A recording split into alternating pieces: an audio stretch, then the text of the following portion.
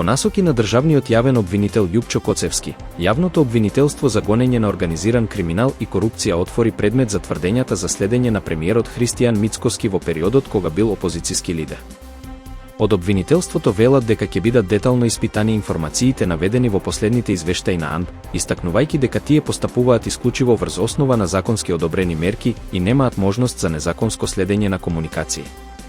Директорот на Агенцијата за национална безбедност, Бојан Христовски, потврди дека за случајот е информирано надлежното обвинителство, но не откри детали поради класифицираната природа на документите.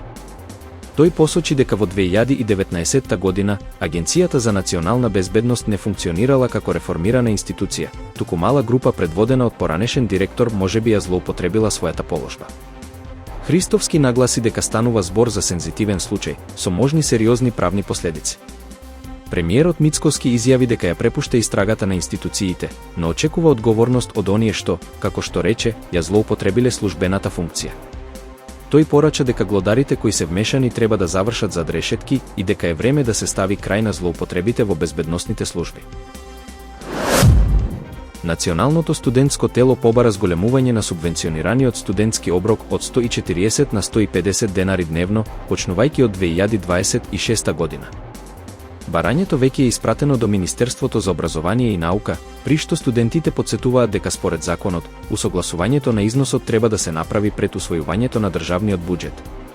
Тие сметаат дека ова ќе помогне во олеснување на финансискиот товар и ќе придонесе за подобри услови за студирање.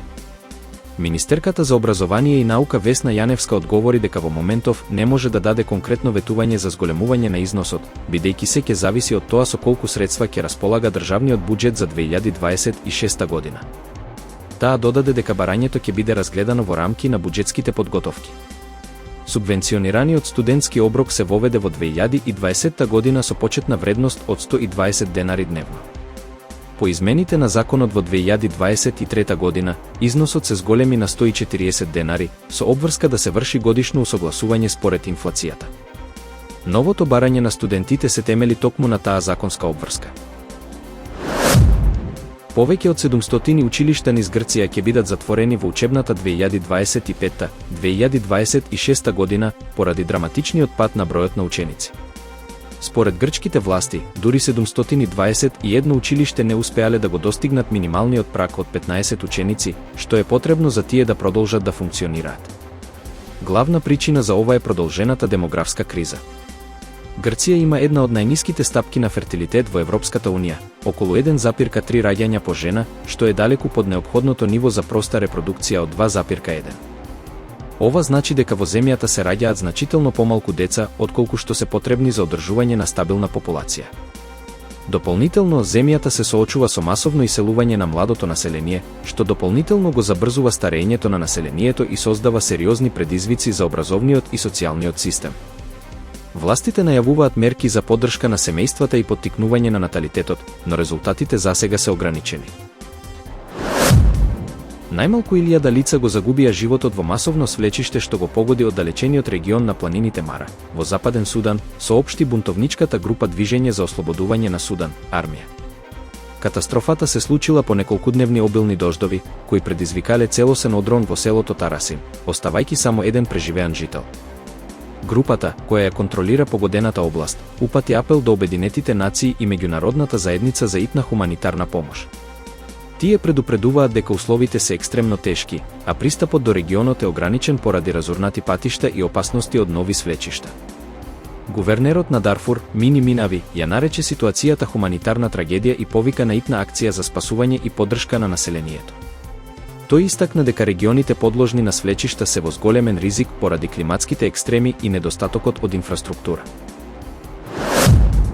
Севернокорејскиот лидер Ким Џонг Ун пристигна во Пекинг по 24-часовно патување со својот оклопен воз, придружуван од ќерка си Ким Џуаe.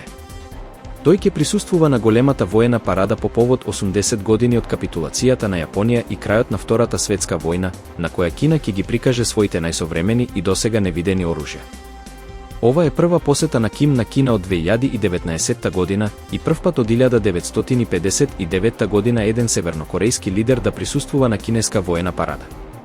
Фотографиите го прикажуваат Ким како излегува од возот на станицата во Пекинг, следен од неговата ќерка, која се почесто се појавува во јавноста.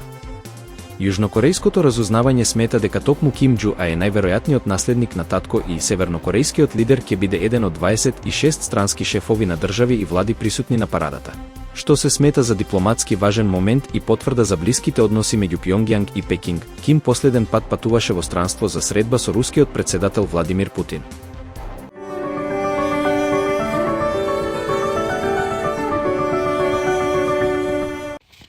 По удолјание на влажна и нестабилна воздушна маса, денес попладне во текот на ноќта и во четврток времето ќе биде проминливо облачно и нестабилно со локален пороен дожд и грмежи. Наместа процесите ќе бидат поинтензивни во форма на невреме со пообилен пороен дожд за кратко време, засилен ветер и услови за изолирана појава на град, соопшти од управата за хидрометеоролошки работи. Во Скопје денес во текот на ноќта и утре ќе биде нестабилно со повремен пороен дожд, грмежи и засилен ветер. Во делови од котлината процесите ќе бидат во форма на краткотрајно невреме.